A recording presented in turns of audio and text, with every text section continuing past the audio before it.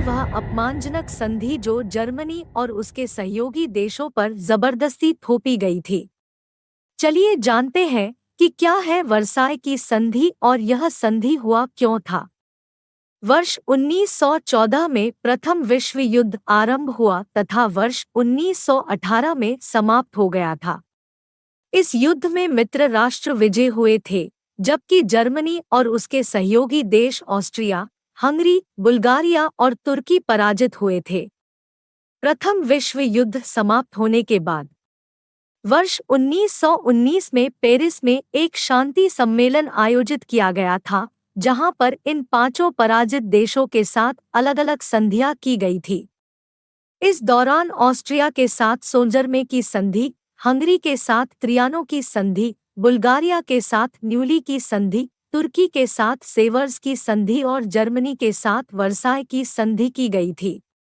इन सभी संधियों के परिणाम स्वरूप यूरोप के मानचित्र को पूर्णतः बदल लिया गया था और कुछ नए स्वतंत्र राष्ट्र निर्मित कर दिए गए थे। ऑटोमन साम्राज्य का पूर्णतः विघटन कर दिया गया था और सबसे बढ़कर जर्मनी को पूर्ण रूप से छिन्न भिन्न कर दिया गया था। प्रथम विश्व युद्ध की समाप्ति के बाद फ्रांस के पेरिस में स्थित वर्साय के महल में 28 जून 1919 को यह अपमानजनक संधि हस्ताक्षरित की गई थी और इसे जर्मनी पर थोप दिया गया था।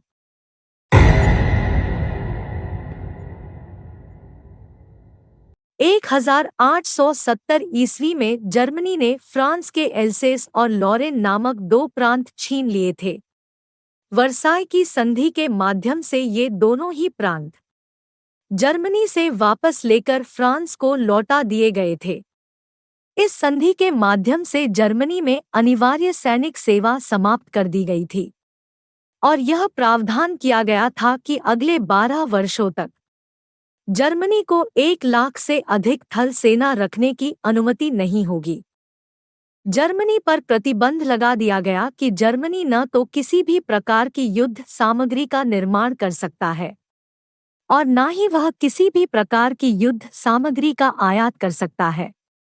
जर्मनी के उत्तर में स्थित कील नहर पहले जर्मनी के नियंत्रण में हुआ करती थी, लेकिन वर्साय की संधि के माध्यम से कील नहर को अंतर्राष्ट्रीय नहर घोषित कर दिया गया था। इसका अर्थ है कि अब कील नहर का प्रयोग कोई भी देश कर सकता था। जर्मनी की नौसेना की सैनिकों की अधिकतम संख्या 15,000 निश्चित कर दी गई थी।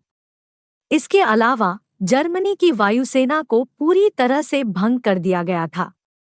प्रथम विश्व युद्ध का संपूर्ण उत्तरदायित्व जर्मनी पर थोप दिया गया और जर्मनी को युद्ध क्षतिपूर्ति देने के लिए बाध्य किया गया और यह प्रावधान किया गया कि जर्मनी मित्र राष्ट्रों को युद्ध क्षतिपूर्ति के रूप में 5 अरब डॉलर देगा।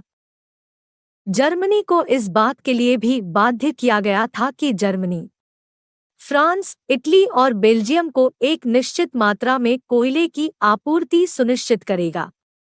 उल्लेखनीय है कि जर्मनी का राइन नदी घाटी का क्षेत्र कोयले के भंडार की दृष्टि से अत्यधिक समृद्ध क्षेत्र है।